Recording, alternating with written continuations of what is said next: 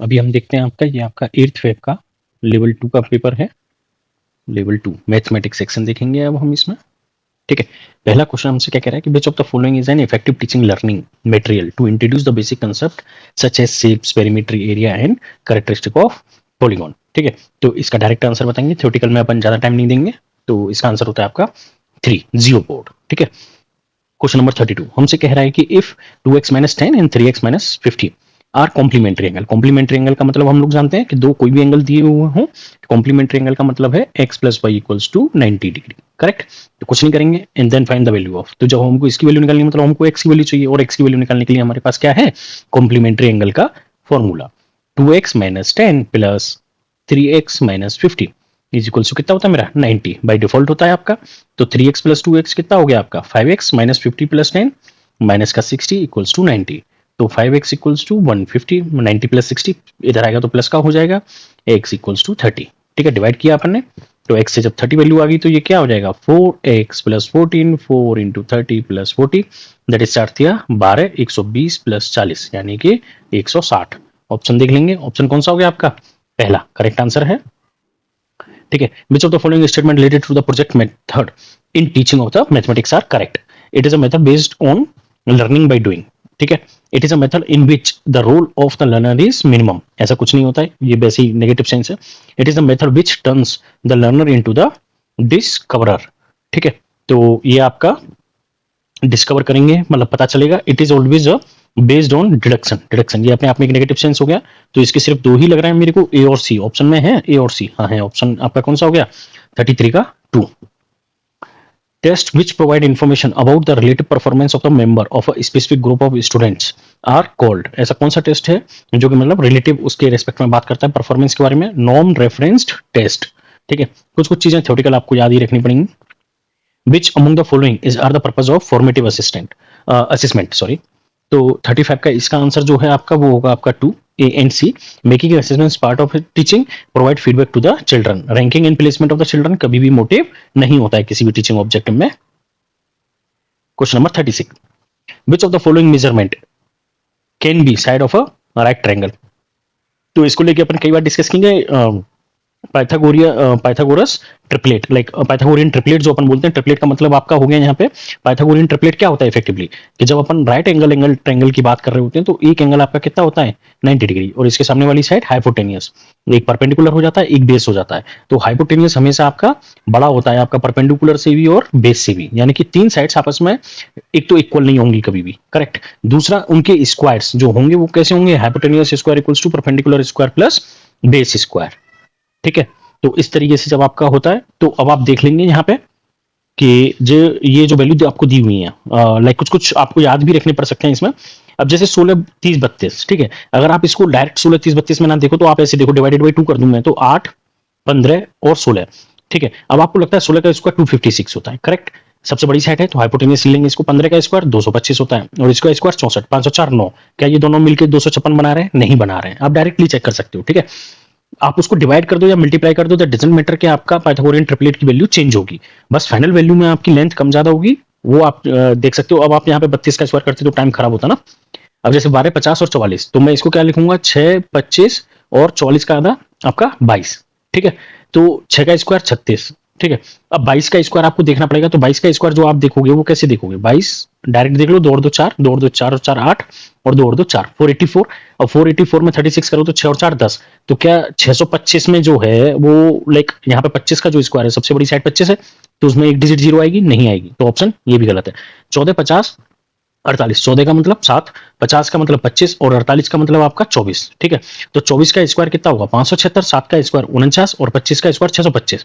तो ये अपने आप में एक सही ट्रिपलेट है, तो आंसर कौन सा होगा, यही होगा करेक्ट। ठीक है ना, क्यों, क्योंकि 576 में आप अगर 49 जोड़ दो तो 625 बन जाएगा। अब आपका 12 20 और 18, तो 12 मतलब 6, 20 मतलब 10 और 18 मतलब 9। 10 का स्क्वायर 100, 9 का स्क्वायर 81 और 6 का स्क्वायर 18, सॉरी 1 इधर लगाना था इधर लग गया। तो 18 और 81 कितना हो जाएगा आपका 99। क्या 100 हो पाएगा, नहीं हो पाएगा, तो आंसर ये भी गलत है। तो आंसर कौन सा होगा आपका, थर्ड होगा। बाकी कुछ बेसिक पाइथागोरियन ट्रिपलेट है जिसका कि मैं एक शॉट बना के एक स्क्रीनशॉट लेके आपको डाल दूंगा, अगर मैं मिस करता हूं तो please feel free to comment and ask. Question number 37 कह रहा है Renu loss 15% by selling article A. ठीक है, उसने एक आर्टिकल बेचा ए, कुछ था जिसमें कि उसे 15% का क्या हुआ, नुकसान हुआ। ठीक है, तो यहाँ पे थोड़ा सा हम लोग जगह बना लेते हैं, जिससे कि ऐसे क्वेश्चंस के लिए थोड़ी सी जगह चाहिए मेरे को। आप स्किप कर दिएगा ये सब पार्ट, टाइम खराब मत करिएगा। ठीक है, तो अब हमारा कोई प्रोडक्ट है जिसमें 15% लॉस हो रहा है, ए को कितने में बेच रहे हैं हम लोग, 382.5 में, 382.5 करेक्ट।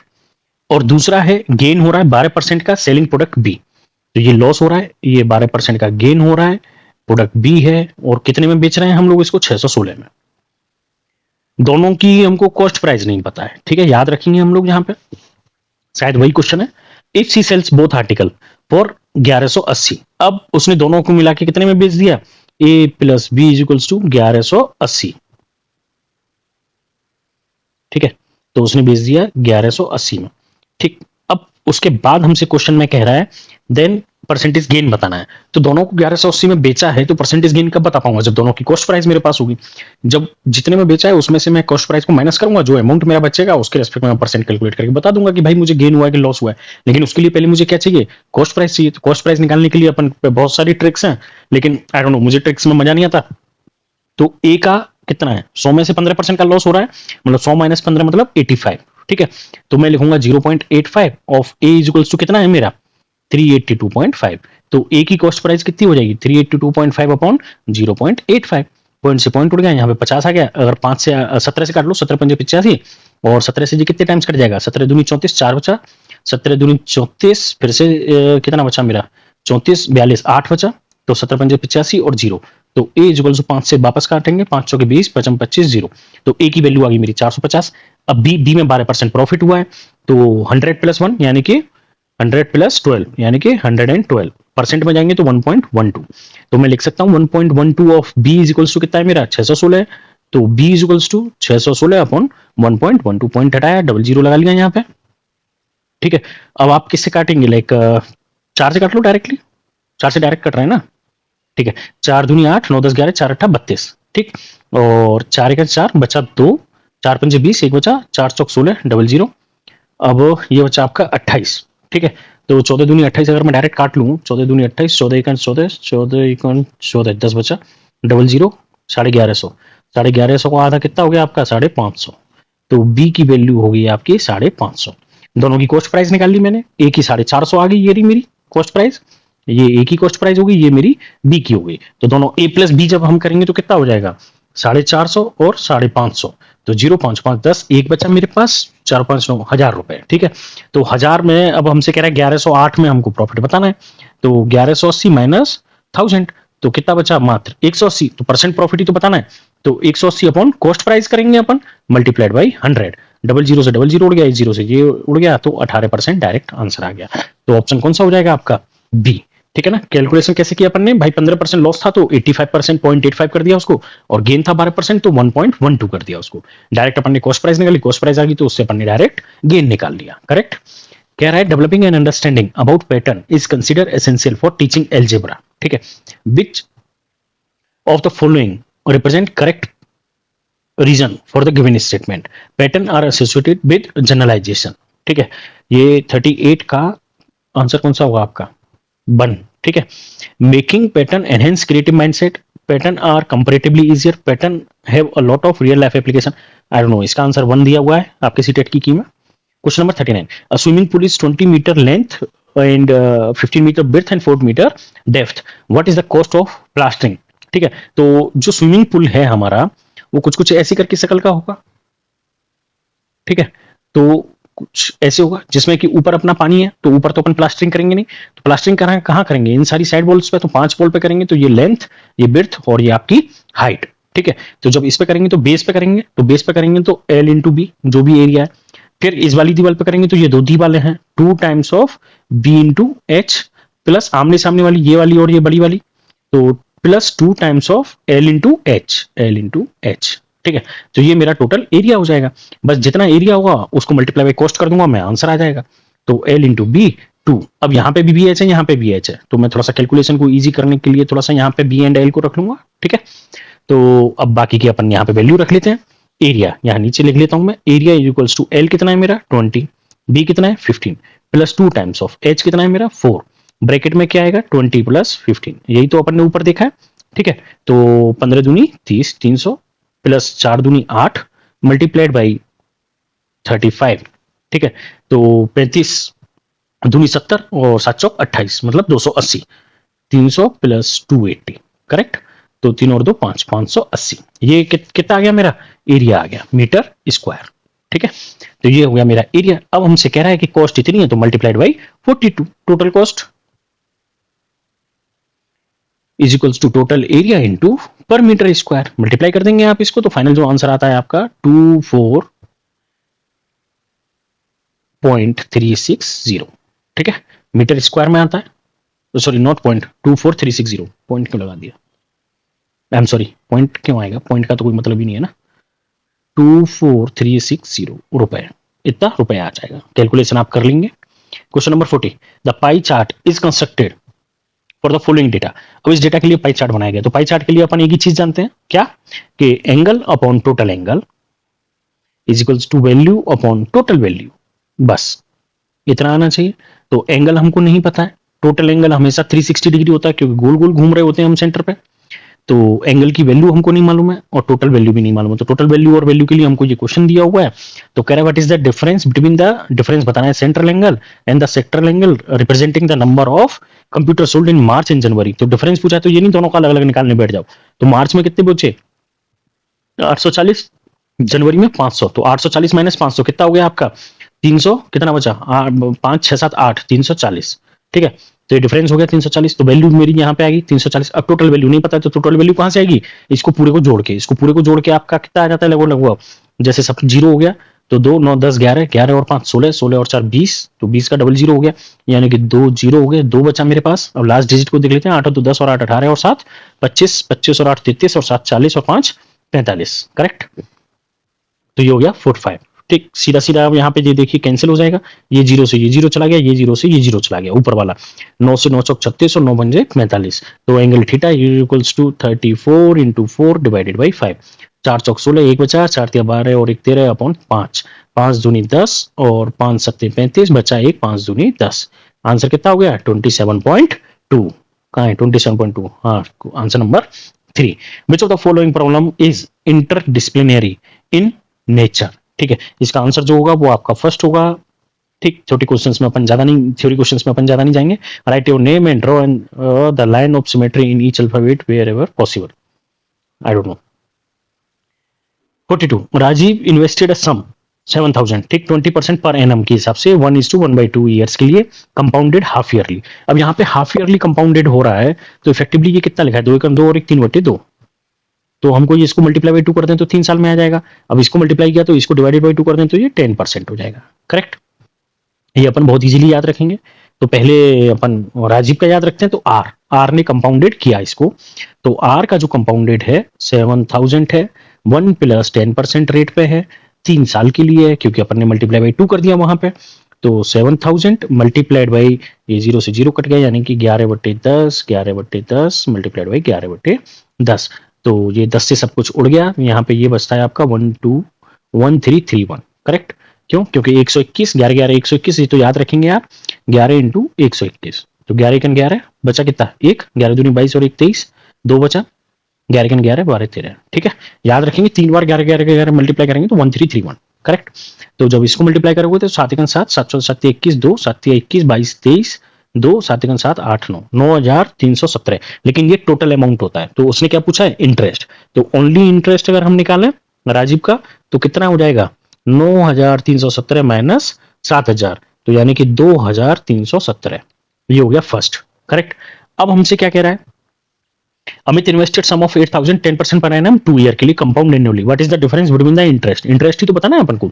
तो 8000 अब उसने दूसरे ने अमित ने 8000 लगाए, तो अमित के 8000 लगा देते हैं। अब हम, हमारा तो काम है सबके पैसे लगाते रहने का, कभी शेयर मार्केट में कभी यहाँ पे मैथमेटिक्स में। तो 10% इक्वल्स टू 100/1000। ठीक है, तो यहाँ पे 8000 1 प्लस ये कितना हो जाएगा 1/10, हाँ ये भी तो 11 वही होगा का स्क्वायर, यानी कि 8000 multiplied by 11 into 10 into 11 into 10। Effectively ये कितना हो गया, ए इज इक्वल्स टू 80 इंटू 121, तो 0, 8 1 8, बचा 1, 8 दूनी 16, नहीं एक भी नहीं बचा ना, 8 1 8, 8 दूनी 16, बचा 1, 8 1 8 और 1 9, तो 9,680 रुपए। ठीक है, तो इसका इंटरेस्ट कितना हुआ, इंटरेस्ट ऑफ ए 9,680 माइनस 8,000, तो 0, 8, 6 में से 0 गया तो 6 और 1, 1680, तो डिफरेंस कितना आ गया, total interest difference, INTREST interest diff DIFF कितना हो गया आपका, पहले कितना था 2317 माइनस 1680, तो 7 से 0 गया तो 7, 11 में से 8 गया तो 9 10 11 3। ठीक है, अब यहां बचा 2, तो 12 में से 6 गया तो 6, तो 637, आंसर 637 कहीं है, ऑप्शन 3 है। क्वेश्चन नंबर 42 का आंसर आपका कितना हो जाएगा यहाँ पे 3। कोई डाउट है तो पूछ लेंगे, correct. Question number 43. X, Y, Z are respective the number of face vertices and angle of a triangle. Triangular pyramid. देखिए अब ऐसे क्वेश्चंस में क्या होता है ना कि वो आपसे ये इक्वेशन नहीं सॉल्व करवाना चाह रहा है, इन क्वेश्चंस में कंसेप्ट क्या पूछना चाह रहा है कि आपको ट्रेंगुलर पिरामिड का पता है कि नहीं पता है, स्क्वायर पिरामिड का पता है कि नहीं पता है, या फिर हेक्सागोनल पिरामिड का पता है। जो भी पिरामिड ये बोलते, ट्रेंगुलर बोल दे, कुछ भी बोल दे, अपन को कोई लेना देना नहीं है। अपन क्या करेंगे, एक सिंपल ट्रेंगल बना लेंगे, इसने ट्रेंगल बोला है तो ये हो गया पिरामिड का अपना बेस, इसके बीच में एक बिंदी लगाएंगे और बाकी के सारे फेसेस को कनेक्ट कर देंगे, दैट्स इट। आपको याद रखने की एकदम नहीं जरूरत है कि फेस ट्रेंगुलर में इतने होते हैं, इसमें उतना होता है उतना। अब चेक कर लो ना, एक तो जमीन वाला फेस हो गया और बाकी के 3 फेस साइड वाले हो गए, तो फेस मतलब क्या था आपका x, तो x equals to face equals to 4, correct. फिर कह रहा है बाई वर्टिसेस हैं, तो जो y है, सॉरी थोड़ा सा PDF हिल गया, तो जो y है वो आपके वर्टिसेस हैं, वर्टिसेस मतलब आपके शीर्ष, शीर्ष भी कितने हैं 1 2 3 4, 3 तो जमीन पे हो गए, एक ऊपर हो गया। फिर हो गया आपका जेड, जेड मतलब एजेस, तो एजेस मतलब आपके ये किनारी जो होते हैं, अपन हिंदी में किनारी बोलते हैं, तो 3 जमीन पर होगी और 3 ऊपर कनेक्टेड हैं, तो टोटल मिला के कितनी होगी 6।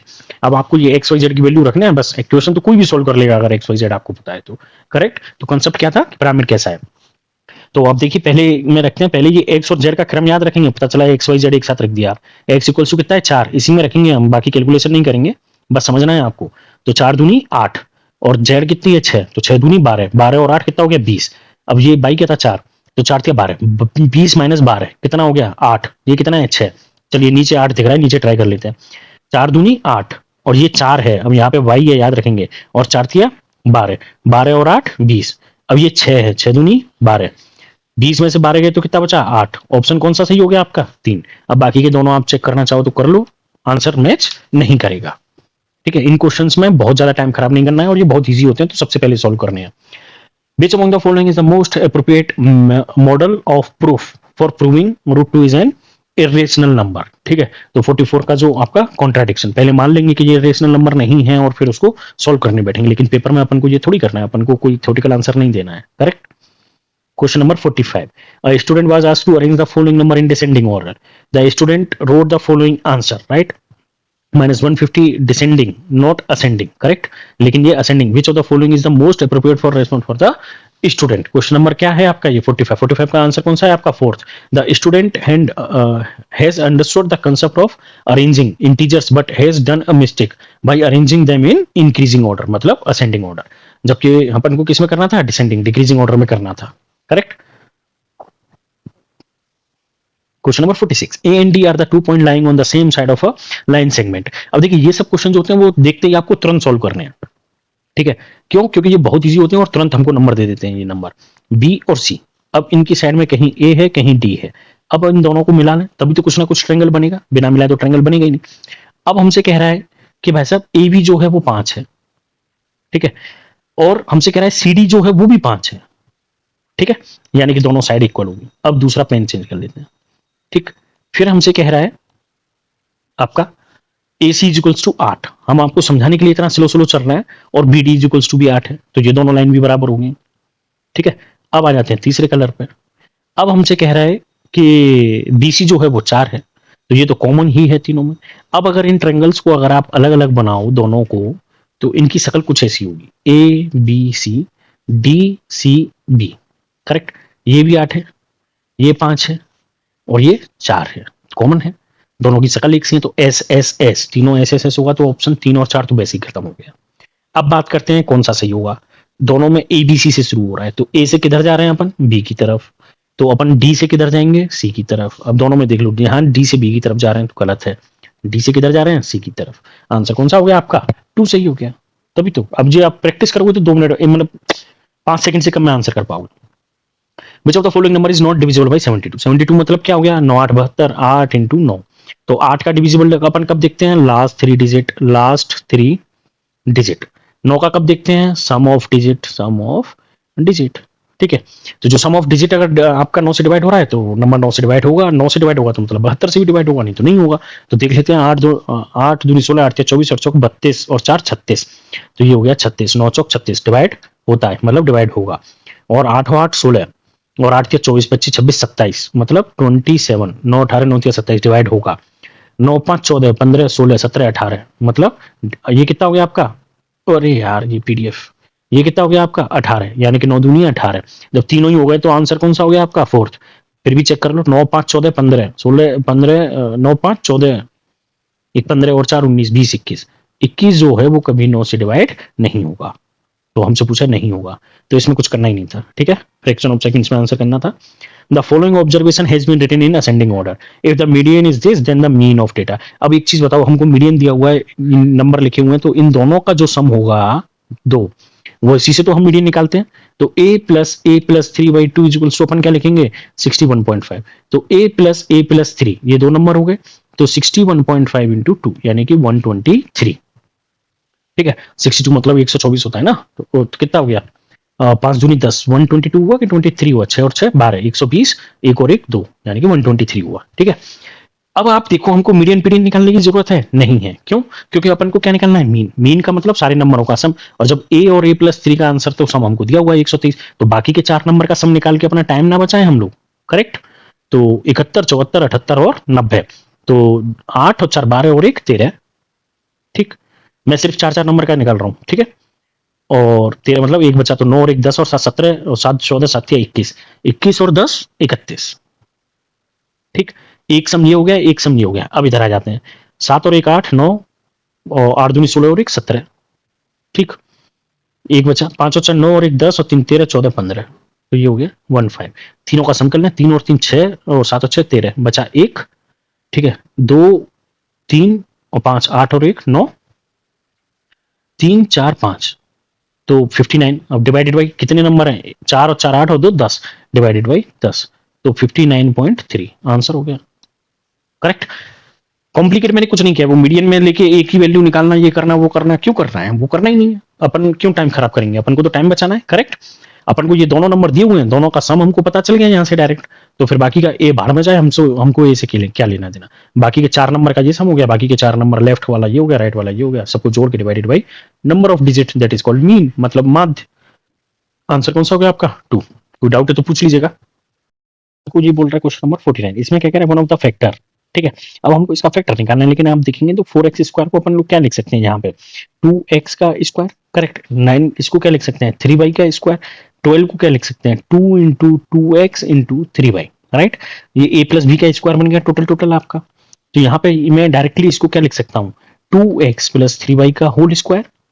Correct, minus 5 times of 2x plus 3y minus 14। अब 2x प्लस 3y को मैं t मान लेता हूं, तो T square minus 5t minus 14। अब आप देखिए, तो इसके अगर मैं फैक्टर निकालने बैठूंगा तो T square minus 7t plus 2t minus 14। क्यों, क्योंकि 7 दूनी 14 और 7 में से 2 गए तो 5। करेक्ट, मैं डायरेक्ट लिख सकता हूँ, तो t में से t लिया तो t माइनस 7 प्लस 2 लिया तो t माइनस 7, तो इसके फैक्टर हो गए t minus 7 and t plus 2। Correct, दो फैक्टर आ गए, लेकिन t की जगह अपन को क्या रखना है, 2x प्लस 3y।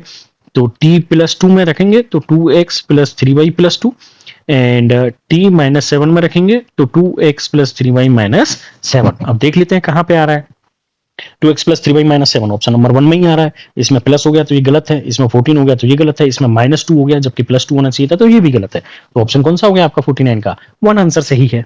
ठीक है, अब आपसे कह रहा है कि if 5 times of this 8 times of this and this is this then what is the value of this. तो ऑब्वियसली बात है, सिर्फ x की वैल्यू निकालनी है, आंसर आ जाएगा आपका।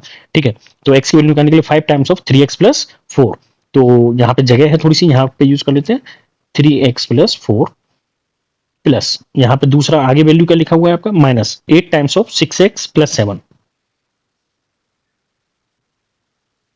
Minus 8 times of 6x plus 7। ठीक है, तो 5 दिया 15x प्लस 5 की 20 माइनस आपका कितना हो गया, 8×6 = 48 x माइनस 8×7 = 56। ठीक है, तो 15 और 48 से कितना बचा आपका, 15×3 = 45, 46×47 = 48, मतलब 33x बचा माइनस का, और 20 और 56 कितना हो गया आपका माइनस, यानी कि माइनस का 36 इज इक्वल्स टू कितना दिया हुआ था अपन को यहाँ पे 9x - 8, 9x - 8। ठीक है, तो अब अपन यहाँ पे इसको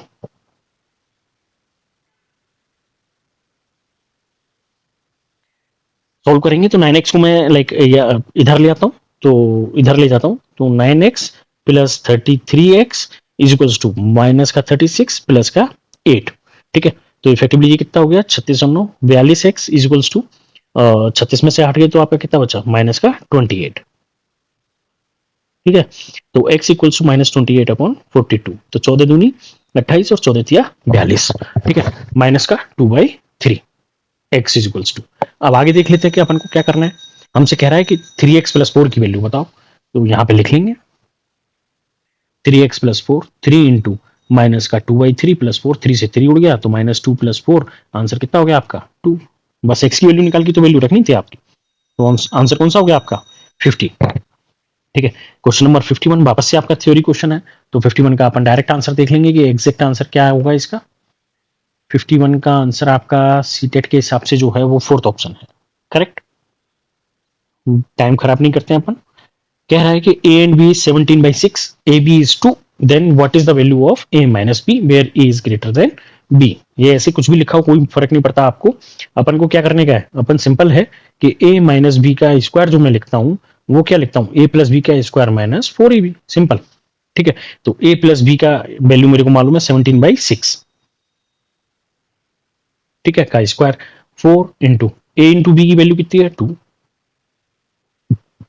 तो इसका स्क्वायर 289, इसका 36 माइनस 8, तो 289 - 8 इंटू 36/36, 36 अपन ने एलसीएम ले लिया, तो 8 इंटू 36 कितना हो जाएगा, 8 इंटू 36 इज इक्वल्स टू 6×8 = 48, 8 4 8 16 8 24 4 28, 288 सही नंबर दिया इन्होंने।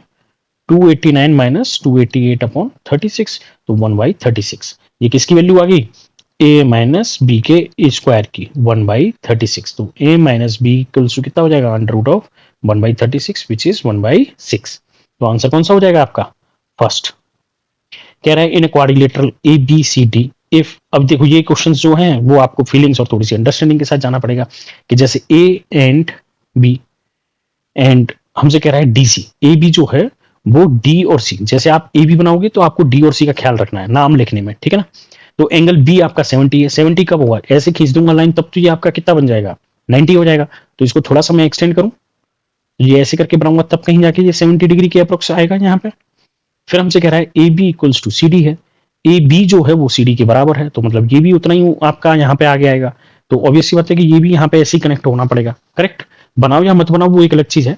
फिर हमसे कह रहा है angle C is equals to 70 degree. अब एंगल सी आपको 70 लग रहा है, नहीं हमको 90 से अबव लग रहा है, तो ऑप्शन ये गलत हो गया, करेक्ट।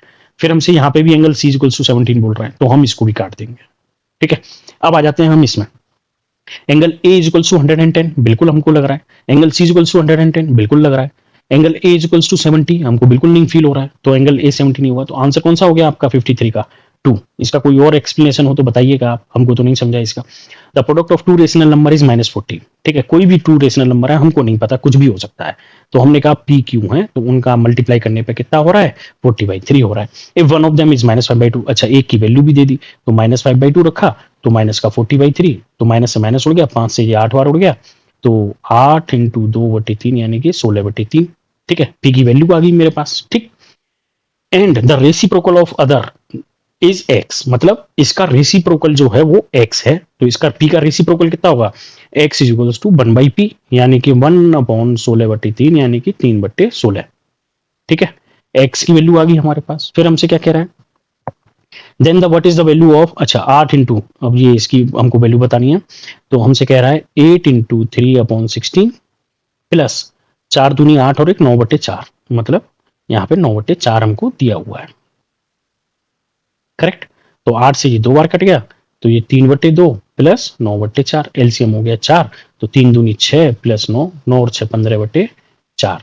तो ऐसे ही आंसर है, नहीं ऐसे नहीं है, तो 4 से डिवाइड करेंगे, 4 दूनी 8, 4 तिया 12, 13 14 15/4, 3 is to 3/4, आंसर किस फॉर्म में आ गया आपका, इस फॉर्म में आ गया, आंसर नंबर 2 करेक्ट। तो आपसे यहाँ पे रेसिप्रोकल कंसेप्ट पूछा हुआ था। The height of a cylinder is 3 times the radius of a और the radius of its base. मतलब हमसे कह रहा है कि कोई भी सिलेंडर है उसकी जो हाइट है उसकी रेडियस से 3 टाइम्स है, 3 times of R. The area of base is, अब हमको इसका एरिया दे दिया यानी कि pi R square equals to 616 हमको दे दिया। Then what is the capacity in litre of the cylinder. तो सिलेंडर की कैपेसिटी बतानी है, तो कैपेसिटी बतानी है मतलब वॉल्यूम बताना है। वॉल्यूम मतलब क्या होता है, पाई आर स्क्वायर एच। अब आर और एच आपस में डिपेंडेंट हैं, तो वहां से हमको कोई एक ऐसा पैरामीटर चाहिए जहां से या तो आर निकला है या एच निकला है, लेकिन आर निकालने के लिए हमारे पास है एरिया करेक्ट। तो बस यहां से पकड़ के चलेंगे इसको और आर की वैल्यू निकाल लेंगे। 22/7 into R square equals to 616।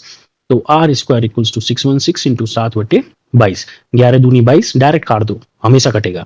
11 पंजे 55 और 11 छक्के 66, तो ऊपर बचा 28।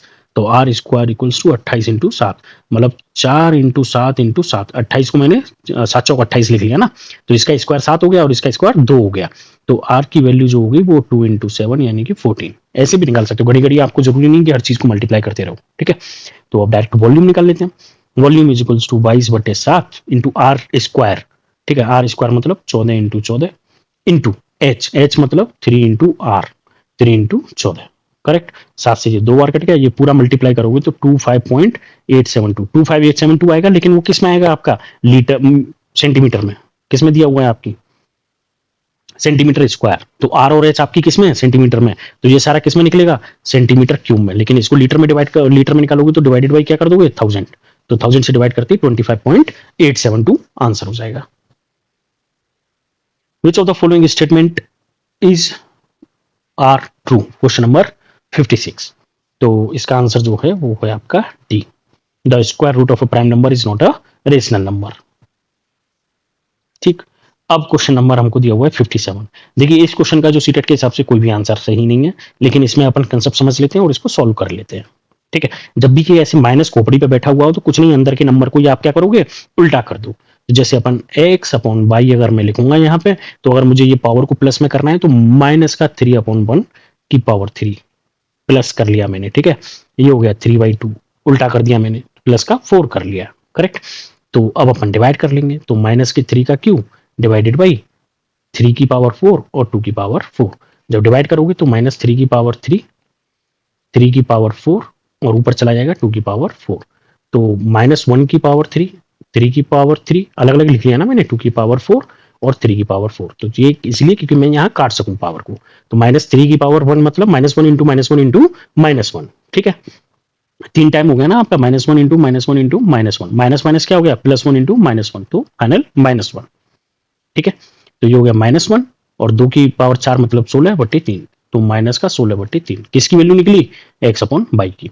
अब हमको कह रहा है कि कुछ ये इक्वेशंस दी हुई है, इसमें माइनस माइनस हो रहा है, तो पहले अपन इसको सॉल्व कर लेते हैं। तो एलसीएम ले लिया x/y, तो y से y कटा तो ऊपर बचा आपका x स्क्वायर, प्लस x से x कटा तो ऊपर बचा आपका y स्क्वायर, ठीक है। तो अब अपन अपना क्या आ गया यहाँ पे, अपना आ गया x square plus y square upon xy की power -1 multiplied by y upon x की पावर -1। तो जब भी माइनस होता है इसको प्लस करना है तो अंदर का उल्टा कर लो, multiplied by x upon y।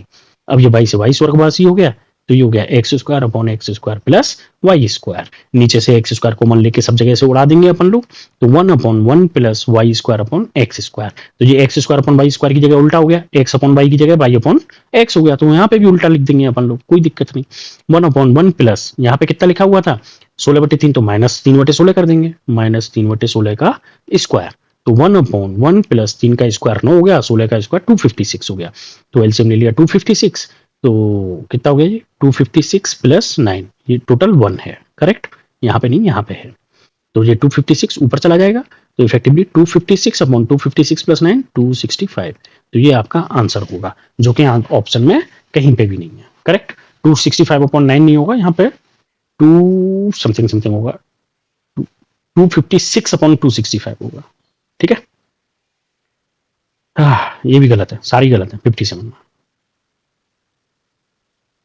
पेरीमीट्री of the two circular field C1 and C2। अब हमको यहाँ पेरीमीट्री दी हुई है, पेरीमीट्री मतलब हमको क्या दिया हुआ है 2πr1 और 2πr2 करेक्ट। अब हमसे कह रहा है कि what is the radius of third circular field C3 whose area is equals to the sum of this two. तो हमको C3 कुछ कुछ करना है, तो C3 का एरिया जो है वो A3 इज इक्वल्स टू कितना है मेरा A1 प्लस A2। तो सर्कुलर फील्ड का एरिया पाई आर स्क्वायर होता है, तो पाई R1 square plus pi R2 का स्क्वायर, पाई तो सब में से वैसे ही उड़ जाएगा, तो R3 का स्क्वायर इक्वल्स टू R1 का स्क्वायर प्लस R2 का स्क्वायर। अब मेरे को R1 R2 नहीं पता है, तो R1 R2 निकालने के लिए हमको इन्होंने बोल दिया यहाँ पे कि भाई 2 पाई R1 जो है वो आपका 40 पाई है, तो पाई से पाई उड़ गया, 2 से ये 20 टाइम्स कट गया, तो R1 इक्वल्स टू 20 आ गया आपका। फिर हमसे कह रहा है कि 2 पाई R2 जो है वो आपका 96 पाई है, तो पाई से पाई फिर उड़ गया और ये आपका कितना हो गया 48, तो R2 इक्वल्स टू 48 आ गया। तो दोनों की वैल्यू आ गई, तो दोनों के स्क्वायर आ जाएंगे, अपन आराम से कैलकुलेट कर ही लेते हैं अपन। 20 का स्क्वायर और 48 का स्क्वायर, करेक्ट। R3 का स्क्वायर ये हो गया आपका 400, और 48 का स्क्वायर हमको कभी याद नहीं होता, तो अपन याद करते भी नहीं और जरूरत भी नहीं है। 48 8 8 64, 6 बचा, 8 चौक 32 32 64 और 6 70, 7 बचा, 4 चौक 16 16 और 7 23, 2304, करेक्ट। तो 4 0 4 और 3 7 और 2 2704। अब इसका अपन स्क्वायर रूट नहीं लेने बैठेंगे, क्यों? क्योंकि अपन को क्वेश्चन सॉल्व करना है और टाइम बचाना है। तो 2704 यहाँ लिख लेते हैं, 2704। अब देखो 51 का स्क्वायर करोगे तो 1 × 1, तो लास्ट डिजिट क्या आनी चाहिए 1, 4 है, आंसर होगा नहीं होगा। 8 से 8 64, लास्ट डिजिट क्या आएगी 4, ये हो सकता है। 3 तरह के 9, लास्ट डिजिट क्या आएगी 9, ये नहीं हो सकता। 2 दूनी 4, ये हो सकता है। अब आप देखो 48 का स्क्वायर किया था ना अपन ने यहाँ, ये 48 के स्क्वायर में 20 का स्क्वायर जोड़ा है, करेक्ट। और वैसे भी 68 का अगर आप देखो तो 16 × 60 अगर आप करोगे तो 6 और 6 36, 3600 होता है, जबकि आपकी वैल्यू कितनी है मात्र 2700। ठीक है, नियर बाई देख रहा हूं मैं, तो ये बहुत ज्यादा नंबर हो जाएगा, तो ये आंसर हो नहीं सकता। तो फाइनल आंसर कौन सा होगा आपका, ये। स्क्वायर रूट निकालने नहीं बैठना है अपन को, आंसर सिर्फ क्या करना है टिक करना है टाइम बचा के, correct. On which number system the clock is based on, देखो हेक्साडेसिमल जो होता है वो आपका बाइनरी और कंप्यूटर वाला यूज होता है, बाइनरी भी उसी में होता है, डेसिमल भी उसी में होता है। हेक्साडेसिमल मतलब 0 से 15, वो ABCDEFG जो अपन यूज करते हैं। बाइनरी मतलब 01, डेसिमल मतलब जो आपका 0 से 9 का काम करता है, करेक्ट। तो वो ऐसा तो है नहीं, क्योंकि घड़ी में तो आपका मिनट सेकंड छोटा छोटा चलता रहता है ना। तो आंसर कौन सा होगा आपका थर्ड। क्वेश्चन नंबर 60 को जब आप सॉल्व करोगे तो आई डोंट नो इसमें कैसे क्या सॉल्व करना है, बट इसमें आपका सब मल्टीप्लाई हो रहा है और सब अंडर रूट में, तो सबको एक साथ लिख लेता हूं मैं। 5043 × 50 अपॉन 32 × 1323, ठीक है। तो 2 से काट लें तो ये 16 बार चला गया, ये 25 बार चला गया, तो एटलीस्ट 25 और 16 का अंडर रूट मुझे पता है कि 5 और कितना हो जाएगा आपका, 25 का हो जाएगा 5 और 16 का हो जाएगा 4। अब अंडर रूट में बचा आपका 5043 और 1323, करेक्ट। 3 और 2 5, 6 और 3 9, 5 और 6 7 8 और 4 12, दोनों ही नंबर 3 से डिवाइड हो जाएंगे 100%। तो 3 से डिवाइड कर लेते हैं आपका, 3 से डिवाइड करेंगे तो 3 1 3 बचा, कितना 2 बचा, 3 6 के 18, 19 20 2 बचा, 3 8 24, 3 1 3, राइट।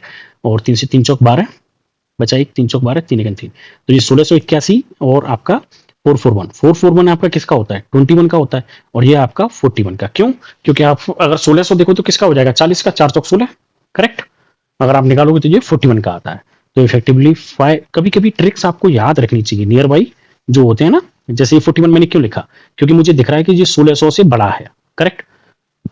अब 1600 किसका होगा 40 का, 40 × 40 4 चौक 16, 1600 हो गया। अब अगर मैं इसको 41 कर लेता हूं, करेक्ट, तो मुझे पता है कि 1 1 1 कुछ नहीं बचा, 4 1 4, 4 1 4, 4 और 4 8, करेक्ट, और 4 चौक 16, 1681। तो नियर बाई जब आप याद रखोगे ना तो आप जल्दी आंसर कर पाओगे। तो 41/21 हो गया आपका। तो बस अब तो बस आपको मल्टीप्लाई करना है, 5 × 5 5 चौके 20 और 4 × 4 4 दूनी 8, 84 में कुछ गलत किया क्या, 205 डिवाइडेड बाई 84। अच्छा ऑप्शन डी है ना, ऑप्शन नंबर 4, क्वेश्चन नंबर 68 का ऑप्शन नंबर 4 आंसर। तो ये आपका पूरा सीटेट का पेपर था वन शॉट। कोई डाउट है तो पूछ लीजिएगा, नहीं तो डिस्कस कर लेंगे अपन, ठीक है। Thank you.